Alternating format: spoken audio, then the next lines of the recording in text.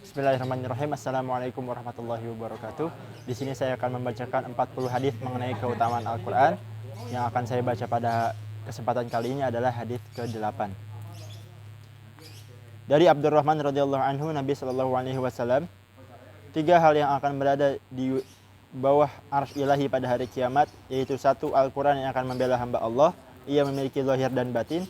2. Amanah. 3. Silaturahmi yang akan berseru. Ingat, siapa yang menghubungkan aku, Allah Subhanahu wa taala akan menghubunginya, dan siapa yang memutuskanku, Allah akan memutuskannya. Dari Syahrus Sunnah. Faedah. Maksud 3 hal yang akan berada di bawah arsy adalah kesempurnaan kedekatan kepada Allah, yaitu sangat dekat dengan arsy Allah Subhanahu wa taala. Maksud membela hamba Allah adalah orang yang memuliakan Al-Quran, menunaikan hak-haknya, dan mengamalkan isinya. Al-Quran pasti akan membelanya di hadapan Allah Subhanahu wa taala dan akan mensyafaatinya serta menaikkan derajatnya. Mulla Al-Qadhi rahmatullahi alaihi meriwayatkan dari Tirmidzi bahwa Al-Quran akan memohon kepada Allah Subhanahu wa taala agar memberikan pakaian kepada orang yang menunaikan hak-hak Al-Quran, maka Allah memberinya mahkota kemuliaan.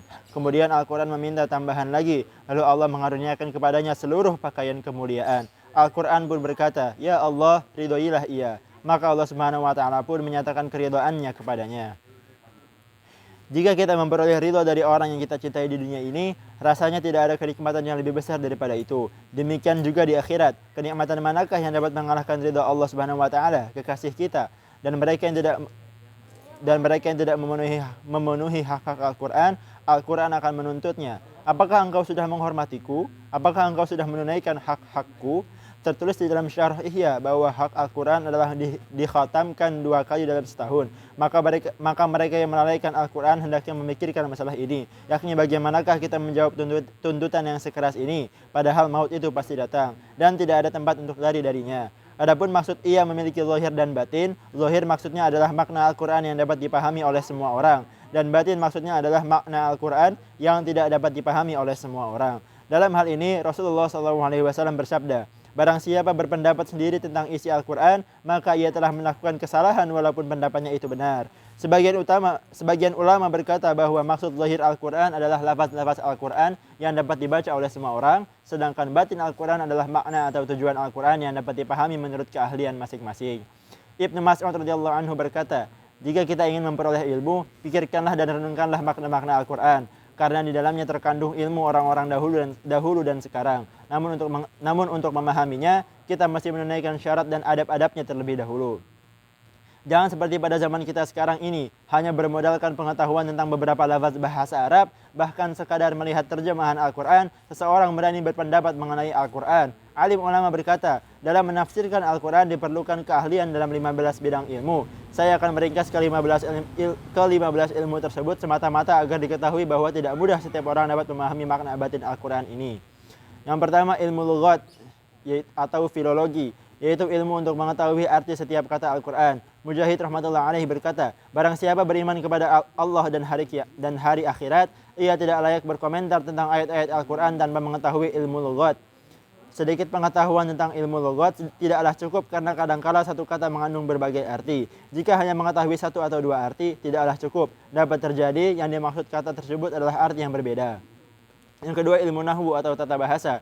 Sangat penting mengetahui ilmu nahwu, karena sedikit saja i'rab atau bacaan akhir kata berubah akan mengubah arti kata tersebut. Sedangkan pengetahuan tentang i'rab hanya didapat dalam ilmu nahwu. Yang ketiga, ilmu sharaf atau perubahan bentuk kata. Mengetahui ilmu sharaf sangat penting, karena perubahan sedikit bentuk suatu kata akan mengubah maknanya. Ibnu Faris berkata, jika seseorang tidak mendapatkan ilmu sharaf, maka berarti ia telah kehilangan banyak sekali. Dalam Ujubatut Tafsir, Syekh Zamakhsyari rahmatullah alaih menulis bahwa ada seseorang yang menerjemahkan ayat Al-Quran yang berbunyi, Bismillahirrahmanirrahim, Yauma nad'u kulla unasin biimamihim. Ingatlah pada suatu hari yang di hari itu kami panggil setiap umat dengan pemimpinnya. Quran Surat Al-Isra ayat 71. Karena ketidaktahuannya dalam ilmu sharaf, ia telah mengartikan ayat tersebut seperti ini. Pada hari ketika manusia dipanggil dengan ibu-ibu mereka, ia mengira bahwa kata imam atau pemimpin adalah bentuk mufrad atau tunggal, sebagai jamak dari kata atau ibu. Jika ia memahami ilmu sharaf, tidak mungkin ia akan mengartikan imam sebagai ibu-ibu. Yang keempat, ilmu istiqaq atau akar kata. Mengetahui ilmu istiqaq sangatlah penting. Dengan ilmu tersebut dapat diketahui asal-usul kata. ada beberapa kata yang berasal dari dua kata yang berbeda sehingga berbeda makna. Seperti kata masih berasal dari kata masah yang artinya menyentuh atau menggerakkan tangan yang basah ke atas, atau juga berasal dari kata masahat yang berarti ukuran. Yang kelima, ilmu ma'ani atau susunan. Ilmu ma'ani atau susunan. Ilmu ini sangat penting diketahui. Dengannya susunan kalimat dapat diketahui dengan melihat maknanya. Yang keenam, ilmu bayaan, yakni ilmu yang mempelajari makna kata yang zahir dan yang tersembunyi, juga mempelajari kiasan serta permisalan kata. Yang keempat, yang ketujuh, ilmu badi, yakni ilmu yang mempelajari keindahan bahasa. Ketiga bidang ilmu di atas juga disebut sebagai cabang ilmu balaghah yang sangat penting dimiliki oleh para ahli tafsir. Al-Quran adalah mukjizat yang agung. Dengan ilmu-ilmu di atas, kemukjizatan Al-Quran dapat diketahui. Yang kedelapan, ilmu qiraat. Ilmu ini sangat penting dipelajari karena perbedaan bacaan dapat mengubah makna ayat. Ilmu ini membantu menentukan makna paling tepat di antara makna-makna suatu kata. Yang kesembilan, ilmu aqaid. Ilmu yang sangat penting dipelajari ini mempelajari dasar-dasar keimanan. Kadangkala ada satu ayat yang arti zahirnya tidak mungkin diperuntukkan bagi Allah Subhanahu wa taala. Untuk memahaminya diperlukan ta'wil ayat itu, seperti ayat yadullahi fawqa aydihim. Tangan Allah di atas tangan mereka. Quran surat Al-Fat ayat 10. Yang ke-10, ilmu usul fikih. Mempelajari ilmu usul fikih sangatlah penting. Dengan ilmu ini dapat diambil dalil serta penggalian hukum suatu ayat. Yang ke-11, ilmu asbabun nuzul. Ilmu untuk mengetahui sebab-sebab turunnya ayat Al-Quran. Dengan mengetahui sebab-sebabnya, kadangkala maksud suatu ayat bergantung pada pengetahuan tentang asbabun nuzulnya. Yang ke-12, ilmu nasikh mansuh. Dengan ilmu ini dapat dipelajari suatu hukum yang sudah dihapus dan hukum yang masih tetap berlaku. Yang ke-13, ilmu fikih. Ilmu ini sangat penting dipelajari. Dengan menguasai hukum-hukum yang rinci akan mudah mengetahui hukum global. Yang ke-14, ilmu hadis. Ilmu untuk mengetahui hadis-hadis yang menafsirkan ayat-ayat Al-Quran. Dan yang terakhir, yang ke-15, ilmu wahbi, yaitu ilmu khusus yang diberikan Allah kepada hambanya yang istimewa. Sebagaimana sabda Nabi SAW, "Man amila bima alima warathahu Allahu ilma ma lam ya'lam." Barang siapa mengamalkan apa yang ia ketahui, maka Allah akan memberikan kepadanya ilmu yang tidak ia ketahui. Juga sebagaimana dalam riwayat ketika Ali radhiyallahu anhu ditanya oleh seseorang, "Apakah Rasulullah telah memberimu suatu ilmu atau nasihat khusus yang tidak diberikan kepada orang lain?" Ia berkata, "Demi Allah, demi yang menciptakan surga dan jiwa, aku tidak memiliki sesuatu yang khusus kecuali pemahaman Al-Quran yang Allah berikan kepada hambanya."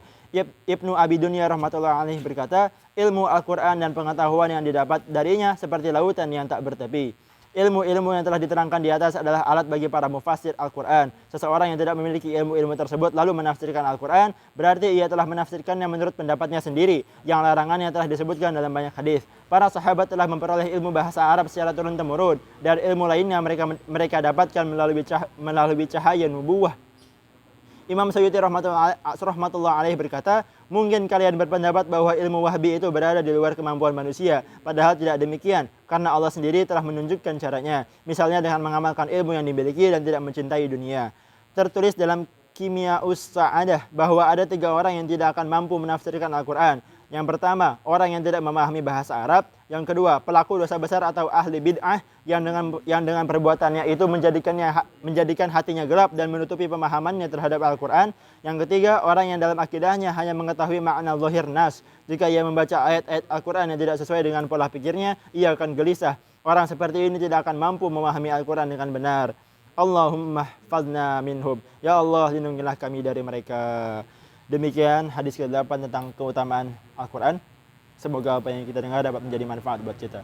Wassalamualaikum warahmatullahi wabarakatuh.